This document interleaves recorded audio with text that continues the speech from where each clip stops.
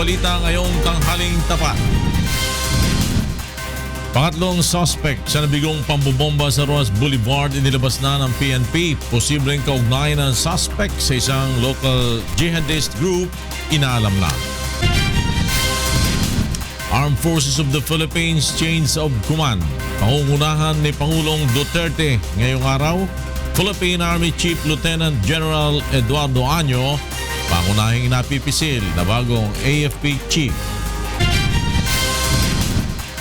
Ano kalang buhayan ng death penalty sa bansa muling tinalakay sa lower house. Indonesia, niyanig ng magnitude 6.4 na lindol, isang patay at ilang gusali ang napinsala. Kuya Daniel Razon at ilang programa ng UNTV pinarangalan sa National Customer's Choice Awards 2016.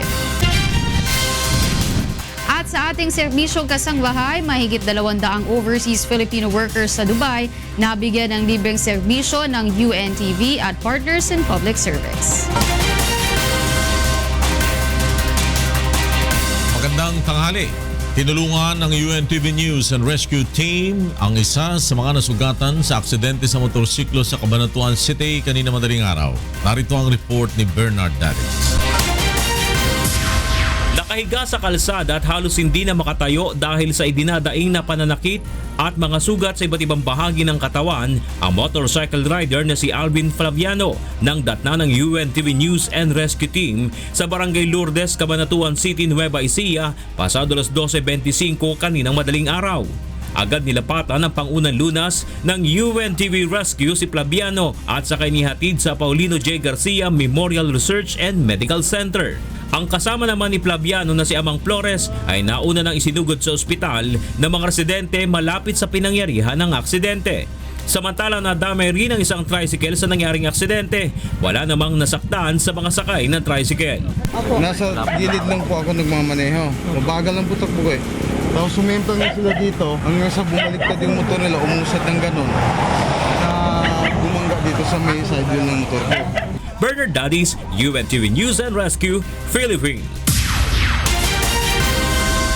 Inilabas na ng Philippine National Police o PNP ang pangatlong suspect sa nabigong pambobomba sa Roas Boulevard noong Nobyembre 28. Mula sa Camp Crame, may report si Lea Ilagan live. Go ahead, Lea. Magandang tanghali sa iyo, Flor. Hawak na nga ng pambansang pulisya ang ikatlong suspect sa nabigong pambobomba sa Roas Boulevard matapos na maaresto noong December 3. Ayon kay NCRPO Chief Police Director Oscar Albayalde, ang suspect ay nakilalang si Muhammad Jumao As na isang x-ray technician sa isang ospital na naninirahan sa Bulacan. Na-recover kay Jumao As ang isang kalibre 45 baril at hand grenade, kaya naman sinampahan na ito ng kasong illegal possession of firearms and explosives.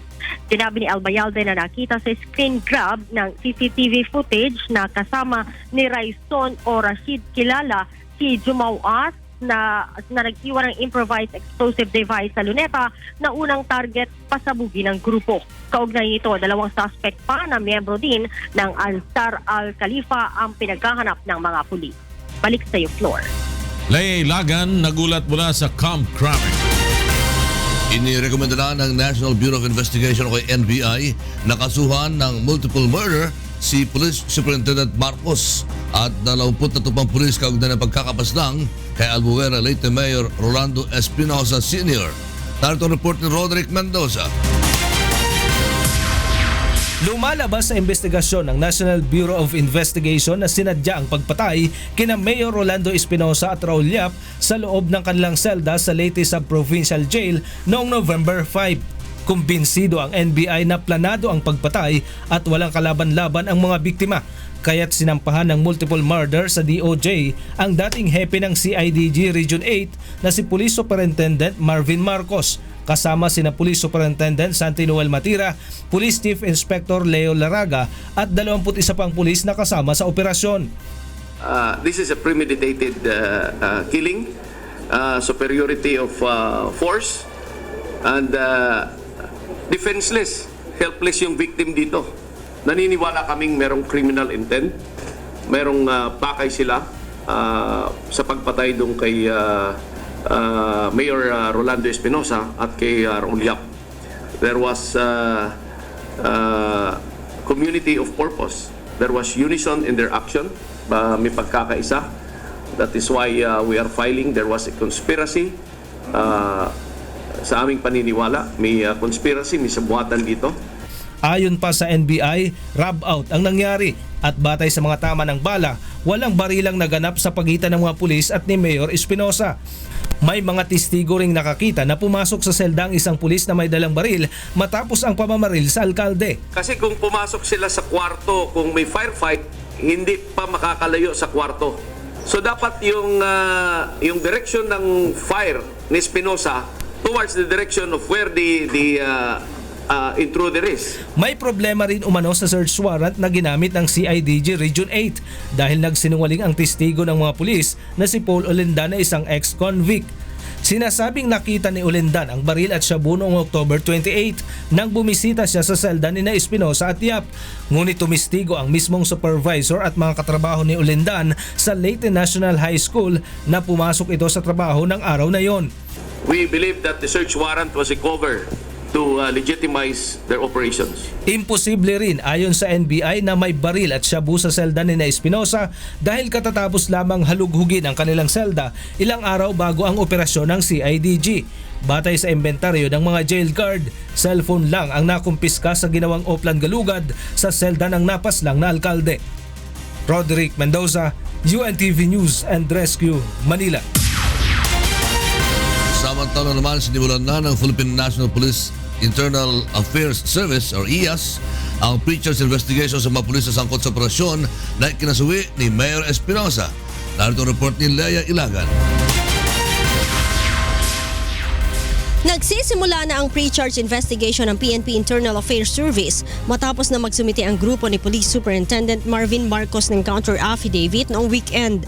Ayon kay PNP IAS Deputy Inspector General Police Chief Superintendent Leo Angelo Lioterio, mayroon silang 10 araw para tukuyin kung may sapat na dahilan upang isalang ang mga ito sa summary hearing. Sina Superintendent Marcos and their group started submitting their counter affidavits since last Saturday evening, and the last of the affidavits arrived December 5, Monday. So right now in front of you are 19 folders containing the affidavits of the CIDG 8 and the Regional Maritime Group 8 who were mentioned in the affidavits of the inmates and the jail guards relative to the incident sa provincial jail of Leyte in Baybay City. Kapag may probable cause, mayroon silang 5 araw upang simulan ang summary hearing. Sa ilalim ng batas, may 70 araw ang IAS upang tapusin ang summary hearing, subalit maaari naman itong pabilisin ng 15 araw kung position paper lamang ang kanilang isusumite sa halip na dumalo sa mga personal na pagdinig. Ang sabi ng kung sakasakali, baka submission of position papers para it will be shorter. Wala na yung open hearing na tinatawag natin under the circular. Kaagad nila itong isusumite kay PNP Chief Police Director General Ronald Bato de la Rosa, guilty man o acquitted sa kaso ang mga pulis upang maipatupad ang karampatang aksyon. Napol Memorandum Circular 2016-002, isa pagkatapos namin yung resolution approved ni Inspector General, then it is submitted to the Chief PNP for their perusal. Immediate action ka rin. Well, we will recommend immediate action. Sa kasalukuyan ay nananatili sa restrictive custody ang grupo ni Marcos sa Personal Holding and Accounting Unit o PHAU sa Campo Crame. Leia Ilagan, UNTV News and Rescue, Camp Crame.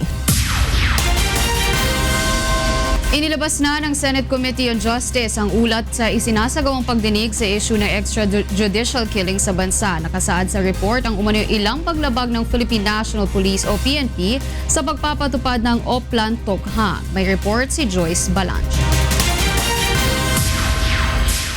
Nalabag umanos o plantukhan ng Philippine National Police ang karapatan ng mga sumugong drug suspect batay sa committee report ng Senado kaugnay ng extrajudicial killings. Ayon kay Committee Chairman Senator Richard Gordon, hindi na ipapaliwanag sa mga drug suspect ang implikasyon ng kanilang pag-amin at pagsuko sa mga pulis. May violation yun ng constitutional rights ng mga tao. Kaya may abogado at saka dapat dagdagan ang turo sa mga tao ng kanilang constitutional rights against self-incrimination at saka yung kanilang mga rights against rogue policemen. Bagaman hindi nirekomenda ni Senator Gordon na ipatigil ang Oplan Tukhang, sinabi naman ito na kailangan siguruhin ng mga pulis na naaayon lagi sa batas ang kanilang ginagawa. Maliban sa Oplan Tukhang, nais rin sana ni Senator Gordon na magsumite ng report ang Police District Commanders kada buwan ukol sa bilang ng mga napapatay kaugnay ng kampanya kontra droga. Nais rin ng senador na pabilisin ng PNP Internal Affairs Service ang preliminary investigation laban sa mga pulis na nasasangkot sa mga illegal na operasyon at maglagay ng special court na siyang tututok sa mga kaso ng mga ito. Samantala, hindi naman isinama ni Senator Gordon ang testimonya ni Edgar Matubato at ang pahayag nito tungkol sa Davao Death Squad. Ngunit nirekomenda namang kasuhan ito dahil sa pag-amin sa mga pagpatay sa Davao City. Nakasaad rin sa report ang umano'y hindi naging magandang asal ni Senator Laila de Lima at Senator Antonio Trillanes IV sa kanilang pagdinig ng komite. Hindi ko na nilagay na recommended for ethics. It will be up to the Senate because dadaan ito kung sila ay gusto nila mag-ethics committee. I'm minded to come up with a dissenting report. Lalo na kung ang conclusion on the EJK issue is not what I expected to be. Ipapalibot sa mga miyembro ng komite ang kopya ng report at maaaring ngayong linggo rin ay sponsor na ni Senator Gordon ito sa plenaryo ng Senado. Joyce Balancio, UNTV News and Rescue, Senate of the Philippines. Samantala, kasalukuyang tinatalakay ng House Committee on Justice ang panukalang pagbabalik ng death penalty. At mula sa House of Representatives, may report si Nel Maribuhok live. Magandang tanghali sa iyo, Nel. Wala, sinimulan ng isa lang ngayong umaga sa House Committee on Justice ang naprobahang substitute bill ng subcommittee higit sa pagbabalik ng death penalty sa bansa. Bago magsimula ang pagtalakay sa substitute bill, kinwestiyon ni Albay Representative Edsel Lagman ang pagbibigay ng notice sa mga kongresista kaugnay na magaganap na committee meeting maging ang naging proseso sa pag-aproba sa substitute bill. Ayon kay Lagman, minadali ang pagpapasa sa subcommittee ng restoration and death penalty dahil wala naman anyang ipinaresintang committee report bago ito naaprubahan. Ngunit ayon kay House Committee Vice Chairman Vicente Veloso, dalawang substitute bill ang kanilang tinalakay sa pagdinig. Una, ang pagpapataw ng death penalty sa mga drug-related cases at isang comprehensive bill kung saan sasakupin ng lahat ng heinous crime sa ilalim ng revised penal code. Sa botong 6-5 na aprubahan anya ang comprehensive substitute bill. Sa ngayon patuloy pa rin ang deliberasyon ng nilalaman ng substitute bill. Inaasahan ngayong araw maaprubahan sa committee level ang panukalang ibalik ang death penalty. Waila. Maraming salamat sa iyo, Nel Maribuhok mula sa House of Representatives. Pangungunahan ni Pangulong Rodrigo Duterte ang turnover ng chains of command sa Armed Forces of the Philippines mamayang hapon. Isa sa mga matunog na pangalan na maitatalagang bagong AFP Chief of Staff ay si Philippine Army Chief Lieutenant General Eduardo Año. Mula sa Campo Aguinaldo may report si Rosalie Cos live. Rosalie. Yes, magandang tanghali, Flor. Batay sa impormasyong ating nakalap sa isang mapagkakatiwalaang source, itatalaga na bilang bagong Chief of Staff ng Armed Forces of the Philippines ang kasalukuyang Philippine Army Chief na si Lieutenant General Eduardo Año. Pinirmahan na ni Pangulong Rodrigo Duterte ang appointment papers ni Año. Si Año ay naging Brigade Commander ng 201st Brigade, 2nd Infantry Division at Commanding General ng 10th Infantry Division. Bukod dito, naitalaga rin siyang Assistant Deputy Chief of Staff for Intelligence at kinalaunan ay tagapanguna ng AFP Intelligence Service. Samantala, nakatakda ring magretiro ngayong araw si outgoing AFP Chief of Staff General Ricardo Visaya. Isang araw ito bago niya sapitin ang edad 56 o ang mandatory age of retirement sa military service. Sasagawa mamayang 2:00 ng hapon ang turnover ceremony dito sa AFP General Headquarters sa Camp Aguinaldo. Pangungunahan ito ni Pangulong Rodrigo Duterte at ni Defense Secretary Delfin Lorenzana. Balik sa inyo dyan, Flor. Rosary Cos nagulat mula sa Camp Aguinaldo. Papayagang makalaya ni Pangulong Rodrigo Duterte ang lahat ng political prisoner kapag nalagdaan na bilateral ceasefire agreement ng Government Peace Panel at National Democratic Front. Narito ang report ni Mirasol Abogadil. Nagbigay na ng direktiba si Pangulong Rodrigo Duterte kay Government Peace Panel Chief at Labor Secretary Silvestre Bello III kaugnay sa pagpapalaya sa mga nakabilanggong communist rebels. Noong Lunes ng gabi, sinabi ng Pangulo na hindi niya mapagbibigyan ang hiling ng NDFP, CPP, NPA na palayain ang 130 political prisoners. I'm sorry, but I have already conceded so much on the side of the government. But you're going back tomorrow, and if you can show me a document signed by the Republic of the Philippines representatives at yung mga komunista, then I will release the 120, 30 plus more. Ayon kay Secretary Bello, lahat ng political prisoners ay tiyak na palalayain ng Pangulo kapag nalagdaan na ang bilateral ceasefire agreement ng magkabilang panig. Ang gusto nating Pangulo na para magkaroon pagpapalaya ng mga political prisoners o detainees, gusto ng ating Pangulo na merong sign agreement on ceasefire. Ang sinabit na pangalan ng mga NDF panel ay mahigit mga 400 plus. Sa kasalukuyan, ipinatutupad ng magkabilang panig ang unilateral ceasefire, ngunit mayroon umanong lumalabag dito.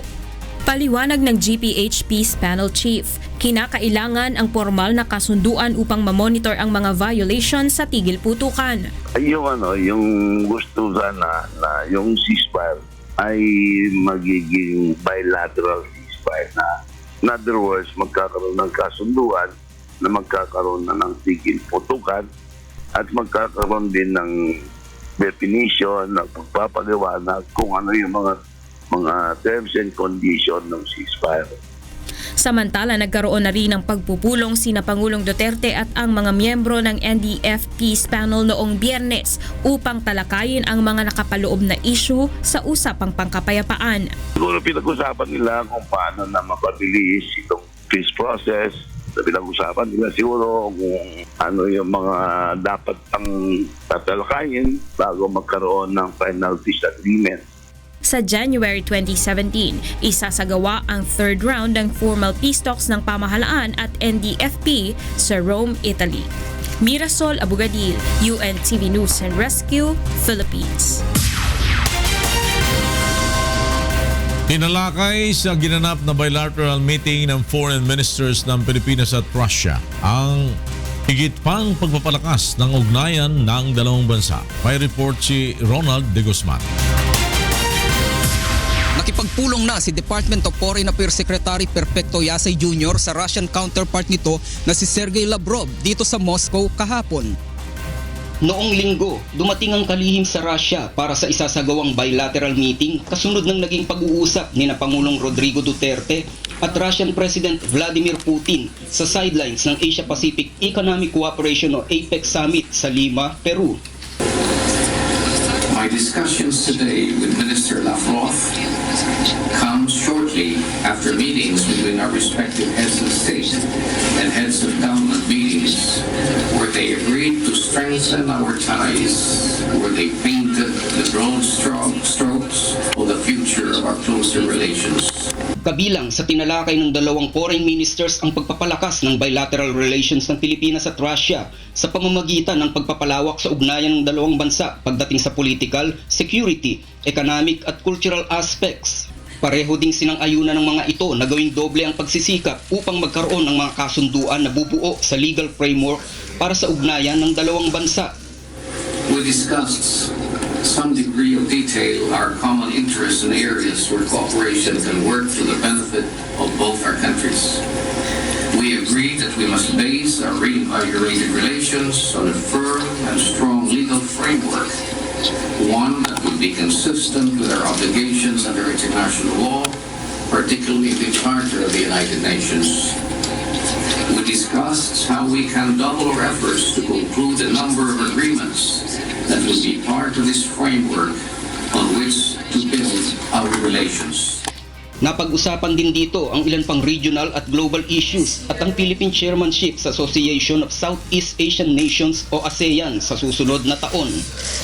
Sa naging pagpupulong ni Foreign Affairs Secretary Perfecto Yasay Jr. at ng Russian counterpart nito sa Moscow, napagkasunduan din ng dalawang panig ang paghahanda para sa magiging pagbisita ni Pangulong Rodrigo Duterte sa Russia sa susunod na taon. Ronald De Guzman, UNTV News and Rescue, Moscow, Russia.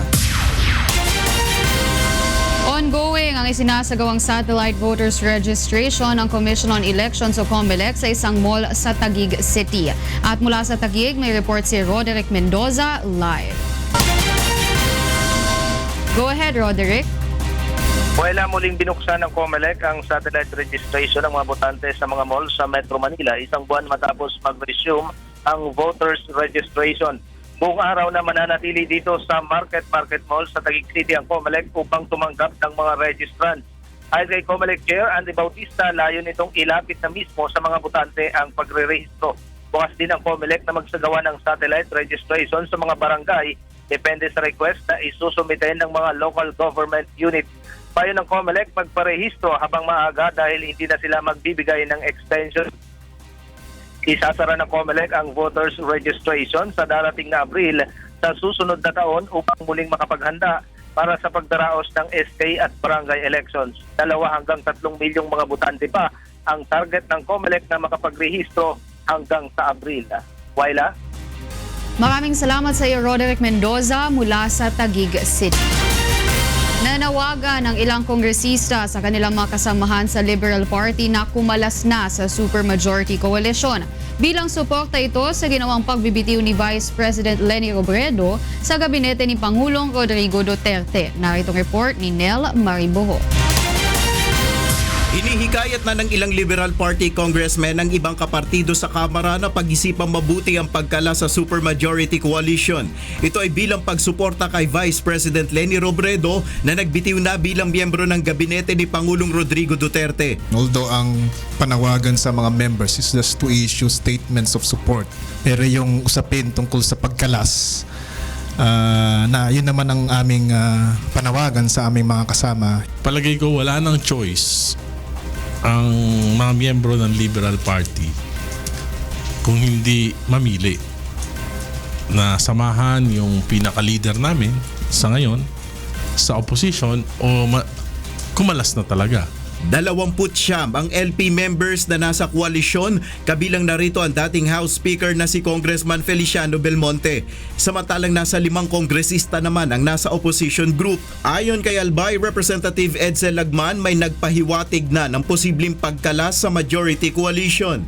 Marami na, pero we don't want to telegraph our punches, you know.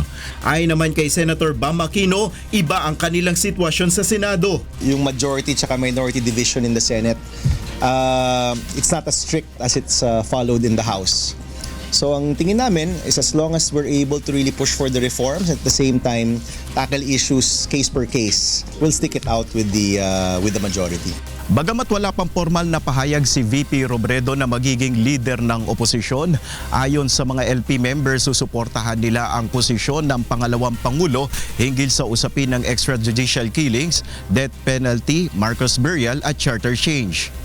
Samantala, hindi naman nababahala ang Malacanang sakaling tumayo bilang pinuno ng oposisyon si VP Robredo. That is her prerogative.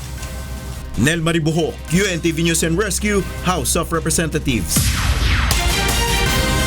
Samantala, nanindigan naman ang Malacanang na walang kaugnayan sa politika ang pagbabawal kina Vice President Leni Robredo at Senate Chairperson Patricia Licuanan na dumalo sa cabinet meetings. Narito ang report ni Rosa Licos. Aminado si Presidential Spokesperson Undersecretary Ernesto Abella na hindi naging komportable si Pangulong Rodrigo Duterte na makatrabaho si Vice President Leni Robredo. Ito ay dahil sa mga politikal na pananaw ni Vice President Robredo na salungat sa isinusulong ng Duterte administration. My assessment that she the president, I suppose, felt uncomfortable with her engagement in certain political actions. Hindi naman ipinagkakaila ng Malacanang ang magandang nagawa ng Vice Presidente kahit sa maikling panahon ng kanyang panunungkulan bilang housing czar. Gayunman, iginiit ni Undersecretary Abella na hindi ang pagiging membro nito ng Liberal Party ang dahilan sa pagbibigay ng desist order sa pagdalo sa cabinet meeting. It is a question of the political actions that she takes, which may be relative to, not directly the reason for. Samantala, irreconcilable difference din ang dahilan kung bakit hindi rin pinadadalo sa cabinet meetings si Commission on Higher Education Chairperson Patricia Licuanan. A circular was given. It was asking for the courtesy resignations of presidential appointees. Apparently, there was no letter submitted from the commissioner. Sinabi na rin ni Licuanan na susunod siya sa naturang utos ngunit nandigang mananatili sa pwesto hanggang matapos ang kanyang termino sa 2018. Rosa Licoz, UNTV News and Rescue, Malacanang. At narito ang hindi gaano kaganda ang balita, tataas ng 10 sentimo ang singil sa kuryente ng Meralco ngayong buwan. Mula sa Pasig City, may report si Mon Hocson live. Yes, Mon. Lakay na apektuhan na ng paghina ng piso laban sa dolyar ang presyo ng kuryente. Magkakaroon ng 10 sentimo na dagdag sa singil sa kuryente ang mga customer ng Meralco ngayong buwan ng Disyembre. Ayon sa Meralco, bahagyang nagmahal ang bentahan ng kuryente sa merkado dahil sa pagbagsak ng halaga ng piso. Sa lahat ng kumukonsumo ng 200 kilowatt kada buwan, 20 pesos ang madadagdag sa electric bill. 30 pesos na dagdag sa 300 kilowatt, 40 pesos sa 400 kilowatt at 50 pesos na dagdag singil sa kumukonsumo ng 500 kilowatt kada buwan. Sa nagdaang 4 na buwan ay puro pababa ang singil sa kuryente na umabot sa 35 centavos. Kumpara noong December 2015, mas mababa pa rin umano ang dagdag singil ngayong taon. Ayon sa Meralco, kung makakabawi ang piso laban sa dolyar sa susunod na taon ay maaaring makakita tayo ng pagbaba sa singil sa kuryente sa buwan ng Enero ng 2017. Nagpaalala ang Meralco sa lahat na magtipid sa paggamit ng kuryente. Patayin na lamang ang mga decorative lights lalo na sa gabi na matutulog na. Iwasan rin ang mga octopus connection na maaaring pagmula ng sunog. Yan ang latest. Balik sa iyo, Lakay. Maraming salamat, Mon Hocson. Nagulat mula sa Pasig City. Nagpapala ang Interagency Council on Traffic sa mga motorista dahil sa inaasahang mabigat na trapiko pagpasok ng holiday rush. Nagbabalik si Mon Hocson. Ang malaking volume ng mga sasakyan at mga nakabinbing road at infrastructure projects ang ilan sa mga dahilan ng mabigat na traffic ngayon. Kasabay pa nito ang pagdami ng mga namimili at namamasyal sa mga mall bunsod ng papalapit na holiday season. Kaugnay nito, nagbabala ang Metropolitan Manila Development Authority sa posible pang pagbigat ng traffic sa EDSA, lalo na sa mga kalsadang malapit sa malls. Hingin po namin sa private sector, kami po sa AYAC, talagang be patient, be more understanding and really plan your day. Well, we're managing it. Tinukoy na rin ng IAC ang mga lugar dapat iwasan ng mga motorista, kabilang na ang Ross Boulevard, Osmeña Boulevard at A. Bonifacio na ruta ng malalaking delivery trucks. Pinaiiwasan na rin ang Divisoria area, Jose Abad Santos at Plaza Ruiz dahil sa pagdayo ng holiday shoppers. Mabigat na traffic rin ang maaaring maranasan sa Blumentritt at Aurora Boulevard, V-Mapa Extension at Ramon Magsaysay Boulevard dahil daanan ito ng mga sasakyan mula sa Quezon City at San Juan area. Makakadagdag naman sa volume ng mga sasakyan lalo na sa mga toll gates sa NLEX at SLEX kapag naglabas na ang LTFRB ng special permits. Inaasahan na sa susunod na linggo ay dadagsa na rin sa mga bus terminal, airport at mga pantalan ang mga pasaherong uuwi sa mga probinsya para sa holiday season. Tiniyak naman ng ahensya na ginagawa nila ang lahat ng paraan upang kahit papaano ay maibsan ang problema sa trapiko. Pagtutok sa mga illegal parking sa mga side streets para nagagamit natin itong alternative route. Babalik-balik po dyan yung ating mga traffic enforcers clearing. Kulang po ang ating traffic enforcers. We need the discipline of the people also. But we're using them full force. Payo rin ng IAC sa publiko na planuhing mabuti ang lakad at humanap ng mga alternatibong ruta upang makaiwas sa abala. Mon Hocson, UNTV News and Rescue, Quezon City. At sakop sa isinusulong na traffic crisis bill sa mababang kapulungan ng Kongreso ang pag-aalis sa lahat ng mga sagabal sa mga daan sa buong Metro Manila. Narito ang report ni Joan Nano. Ang larong basketball ang pangkaraniwang libangan ng mga Pilipino, kaya madalas nating makikita sa ilang mga lugar sa Metro Manila ang mga basketball court.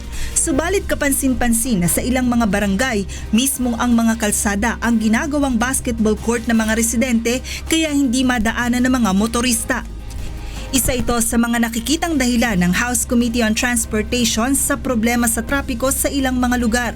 Sa ilalim ng isinusulong na Traffic Crisis Bill sa Kamara, mahigpit na ipinagbabawal ang paglalagay ng basketball court at pagsasagawa ng burol sa mga kalsada. Ito ay upang maialis ang lahat ng mga bagay na nakasasagabal sa daloy ng mga sasakyan. Sa panayam ng programang Get It Straight with Daniel Razon, sinabi ni House Committee Chair on Transportation Congressman Cesar Sarmiento na sa ngayon ay patuloy nilang isinusulong ang Traffic Crisis Bill na target na maisapinal sa Enero 2017. We have to be realistic na sa ngayon hindi masyadong na-implement ng ating mga kaibigan dahil natatakot sila mga botante. Kaya yun po, pag nalinis po natin yung mga kalsadang yan, will serve as secondary roads or para accessible sa publiko. Samantala, nagbabala naman ang Interagency Council for Traffic na ipatatanggal nila ang anumang nakasasagabal sa daloy ng mga sasakyan lalo na sa secondary roads. May wake sa Alburol. We respect that, pero pag nakakasagabal naman sa traffic, then we will call the attention of the barangay captain. Joan Nano, UNTV News and Rescue, Quezon City. At ngayon naman, alamin natin ang mga balita mula sa iba't ibang panig ng Pilipinas. Yatin ang ating kasangbahay na si Deb Riveral, live mula po sa Cebu City. Ayun to, Deb!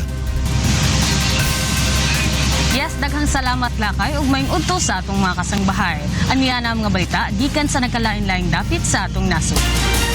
Magamit na ang kinaunhang septage treatment plant sa Mindanao nga makit-an sa Isabela, Basilan. Kini ang report ni Dante Amento. Inauguraya ayer el primeramente septage treatment plant na Mindanao na siyudad de Isabela, Basilan. Yain kabisa con el abrida del pasilidad sila DPWH Subsecretario Emil Sadain, Idiantes DENR Secretario Alicia Guzon, que Aura Climate Change Team Leader del United States Agency for International Development o USAID. Ya principia con el proyecto del Abril 2015 del DPWH Isabela City Water District y USAID que tiene cantidad en cansa 13.8 millones de pesos. Ay kolekta mga residuos desde na mga septic tank del mga residente y ay hace pasa este na proseso para otra vez ay puede usar el agua igual con el regada na siembra mientras el residuos es puede hacer abono. Por causa con este, hindi queda destrozada na naturaleza y salud. El mga residuos estaba na septic tank pero en vez de beneficia otra vez. El mencionado acción en complemento na Clean Water Act del 2004 que por medio del limpio agua is evita el enferma del mucho Pilipino. The DPWS under the Clean Waters Act of 2004 has been mandated to spearhead the preparations of the National Sewerage and Septage Master Plan. And one of those objectives actually is to address the objectives of the Clean Waters Act.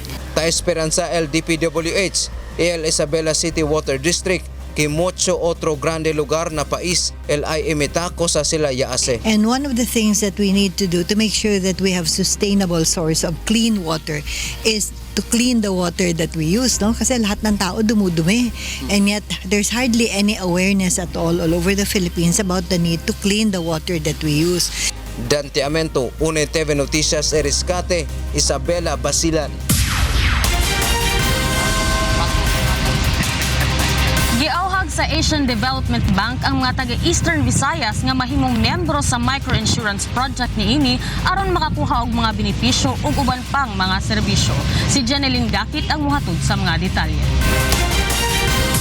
Nag-alutag bahin usa ka milyones ka dolares nga pondo ang Japan Fund for Poverty Reduction o GFPR pinaagihan programa ng microinsurance sa Asian Development Bank. Iniin ka partihan ira poverty reduction project kanasod nga mag-iiha kutob sunod nga tuig. Usaan Eastern Visayas ha mga napili nga lugar han grupo nga pagbutangan hin pondo para financial literacy seminar han Insurance Commission ngan Asian Development Bank tungod han naging epekto hinihan Bagyo Yolanda han lugar. Sumalak ang Development Bank Consultant Jing Aldiguer, naglilibot na gihapon hira ha magkadordilain nga lugar para magtutdo hin financial literacy ha lokal nga panggobyernuhan nga nanggunting organisasyon. Dinhi ginpapahibaron mga benepisyo nga makukuha kung maging miyembro hira ha microfinance insurance. Kami po yung nagpopondo para po magawa ng government itong mga ganitong initiatives. Mula po noong 2009, naglaan po ang Japan Fund for Poverty Reduction through ADB ng $1 million para po doon sa unang project on microinsurance. Nakita namin kulang pa yung effort on microinsurance.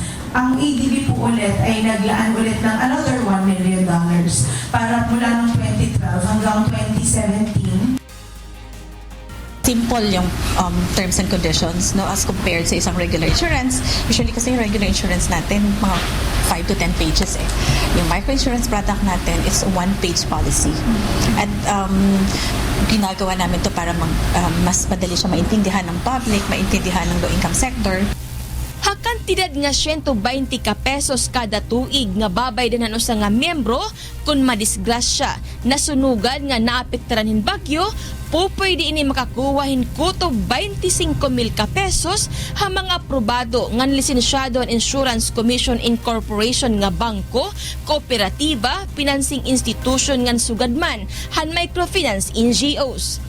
Pwede gihapon makapag-avail ang miyembro hin micro-agricultural products ng micro-health services kay may ginhimo na nga kasuratan ang Public Employment Service Office o PESO Office ng ADB para mabuligan ang ira mga qualified members. Jeneline Gakit, UNTV Notisya ngan Bulig, Tacloban, Leyte.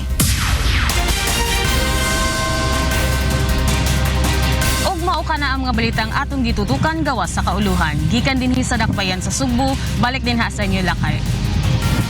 Daghang salamat, Deb Riveral.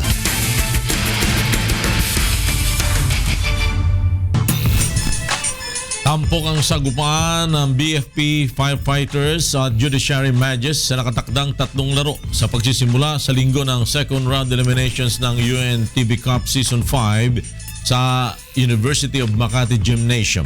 Narito ang report ni Bernard Dadis. Okay, a breakout. No contest there. Ibanez will wait for the rest of the game. Nice pass downstairs. Perfect. Magtutuo sa unang pagkakataon ngayong season ang Judiciary Magis at ang mas pinalakas ng BFP Firefighters sa pagsisimula ng second round eliminations ng UNTV Cup Season 5 sa linggo alas 2 ng hapon sa University of Makati Gymnasium. Hawak ng Judiciary ang 5-1 win-loss record habang ang BFP naman ay may 4 na panalo at 2 talo. Ang Judiciary Magis magdodoble kayod sa ensayo. Dapat talaga mag-double time kami. Tapos yung preparation namin, kailangan lang talaga practice hard. Tapos usap lang. Tsaka yung sabi nga ng coaching staff, kailangan tulong-tulong. Hindi pwede yung mag-relax kasi yung second round talagang wala nang dyan eh. Talagang ang lahat ng team malalakas. Ang firefighters naman, paghahandaan ng husto ang mga key players ng two-time champion. So, push ko pa. Check nila yung mga key players. We have to study on them more sa practice. Sasandigan Judiciary sa kanilang 4 na dating professional basketball players na sina Warren Ibanez, Ariel Capos, Don Camaso at si Chester Tolomia. Samantala ang BFP naman ay pangungunahan ng 2 ex-pro players na sina Gilbert Malabanan at Anthony Emmanuel Lim. Aasa rin ang firefighters kay Marlon Adolfo at Season 4 Best in Steals na si Jonathan Egea.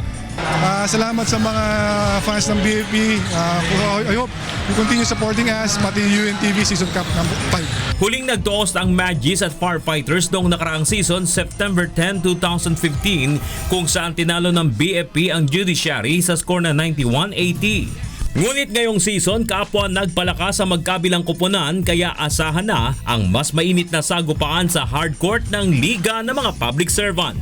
Bernard Daddies para sa UNTV Cup Season 5. Alamin naman natin ang mga balita sa labas ng bansa mula kay William Tio. Good afternoon, William. Good afternoon, Wyla, and to all our kasangbahay. Here are the top stories from around the globe.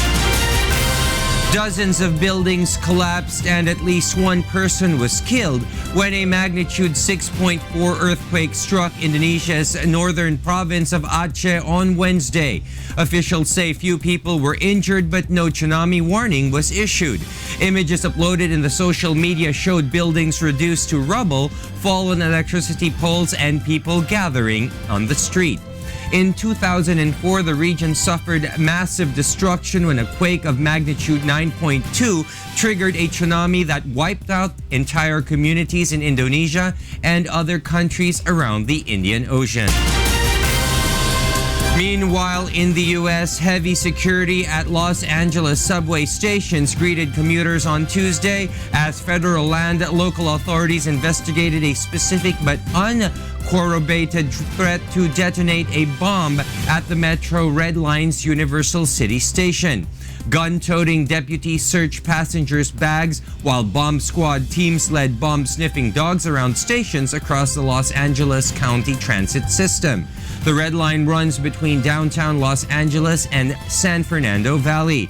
It carries more than 140,000 passengers a day as part of the city's larger transit system. And in South Korea, President Park Geun-hye, who was engulfed in a corruption scandal, said she would accept the result of an impeachment vote against her this week. The parliament is expected to hold a vote on impeachment on Friday, but even if the opposition wins the two-thirds majority needed for impeachment, the vote must be upheld by the country's constitutional court. A Sanyuri Party top official also revealed that Park has expressed willingness to step down during a party meeting, but gave no indication if she was willing to resign immediately. And those are the stories making headlines around the globe. Back to you, Wyla. Thank you, William Tio.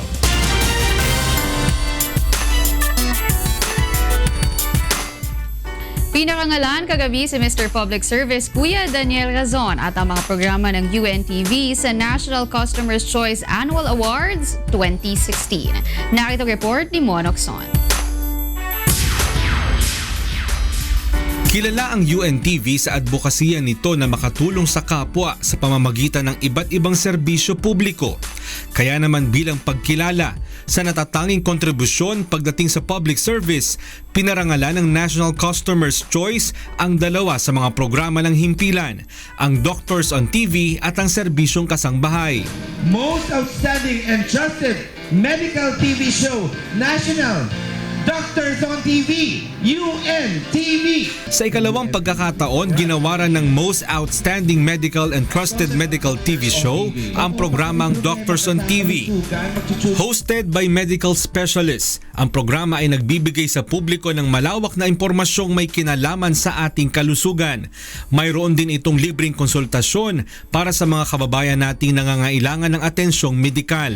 Dahil sa parangal na to, mas lalo po namin pagbubutihin ang Doctors on TV show na maging mas informative and innovative medical TV program. Most Outstanding and Trusted Public Service Program naman ang iginawad na parangal sa programang Serbisyong Kasangbahay. Most Outstanding and Trusted Public Service Program, National Serbisyong Kasangbahay, UNTV, Serbisyong Kasangbahay. The main purpose of the program ay para makatulong sa ating mga babayan. Pero nakakatuwa dahil ilang buwan pa lamang po nakatanggap na kami ng recognition. Kuya Daniel, again, sa lahat ng mga staff, maraming salamat sa Diyos. And Ilang buwan pa lamang ang serbisyong kasambahay, subalit marami na sa mga kapuspalad nating kababayan ang natulungan nito. Ang programa ay isang inisyatibo ng UNTV sa pangunguna ni Kuya Daniel Razon. At dahil sa kanyang natatanging kontribusyon, ginawaran ng National Customer's Choice si Kuya Daniel ng Achievement Award in Television and Public Service. Public Service, our Kuya, Mr. Daniel Razon of UNTV. TV Channel 37 is your public service channel. Amin lang po ay hindi naman namin magagawa ito without God's help. Kaya laging sinasabi nga namin na ang karangalan po ay sa Panginoon na nagbibigay sa atin ng mabuting pagkakataon para makapagserbisyo, makagawa ng ating maliit na bahagi. And we're praying na sana ay makapagpatuloy kami na maging maliit na kasangkapan kung anuman po ang pwedeng magawa namin on our part. And it's really an honor on our part na mapagtiyagaan kami, no, sa maliit naming magagawa, maiko-contribute, and sa larangan ng public service and even sa broadcasting kung ano yung ating maibabahagi para sa ating mga kapwa-tao. And we will continue with or without recognition. With God's help, we will pursue our quest. Ang mga awardee sa National Customer's Choice Award ay pinili batay sa survey sa mga Pilipinong natuwa sa serbisyong ipinagkakaloob ng isang partikular na organisasyon o kumpanya. Mon Hocson, UNTV News and Rescue, Pasig City.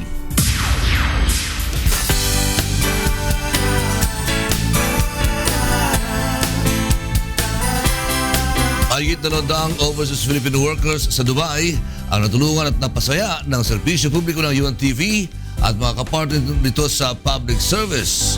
Narito ang report ni Beverly Balmaceda. Isa ang Dubai, United Arab Emirates sa Middle East na karaniwang pinupuntahan ng mga Pilipino upang magtrabaho. Karamihan sa mga ito ay nagtitiis na malayo sa kanilang mga mahal sa buhay upang kumita ng mas malaki sa pag-asang mas maiaangat ang pamumuhay ng kanilang pamilya. Kaya naman laking tuwa ng mga ito sa isinagawang serbisyo publiko ng UNTV, katuwang ang mga partner in public service sa Philippine Consulate sa Dubai. Sa pamamagitan ng libreng tawag, nakausap ng mga OFW ang kanilang mga kaanak sa Pilipinas. At dahil marami sa mga kababayan natin dito ang wala pang health insurance, sobra ang naging pasasalamat ng mga ito sa medical mission na hatid ng grupo. Libre silang nakapagpatingin sa doktor na bigyan ng libreng gamot at flu vaccine. Napaka laking tulong sa aming mga OFW. Tsaka yung calls na tawag sa family, maganda rin yun. Nakakatulong sa amin, nakakabawas ng stress. Nagpapasalamat po kaming lahat, UNTV, The Medical City, ArcMed, LBC, PhilInvest, at sa lahat ng mga kapatiran po na tumulong sa atin para maging ganap po yung ating pagtulong sa ating kapwa, lalong-lalo na po sa mga OFWs natin na nangangailangan ng medical assistance. Umabot sa 250 OFW ang napaglingkuran sa medical mission. Samantala, upang mapasaya ang mga kababayan nating napalayo sa pamilya, nagsagawa rin ang grupo ng film showing ng isang araw, The Movie Part 1. Layo ng pagpapalabas ng pelikula na maiparating sa mga manonood ang aral ukol sa kabutihan at pagtulong sa kapwa. Yung pagiging Pinoy, yung inuuna yung kapakanan ng iba, which is a very good value. Parang he is very selfless. In all aspects, good is always over evil, and this we see through the movie. And it gives us an insight on how what really is necessary in this world. Is it heroism or is it plain and simple good deeds? And this is exactly what we have tried to show. Of course, at the same time, we hope to come up with more projects with UNTV in the future. Samantala, bukod pa rito, nagsagawa rin ng mga palaro kung saan namigay ng mga papremyo na mula sa iba't ibang Filipino organizations. Beverly Reyes Balmaceda para sa Serbisyong Kasambahay.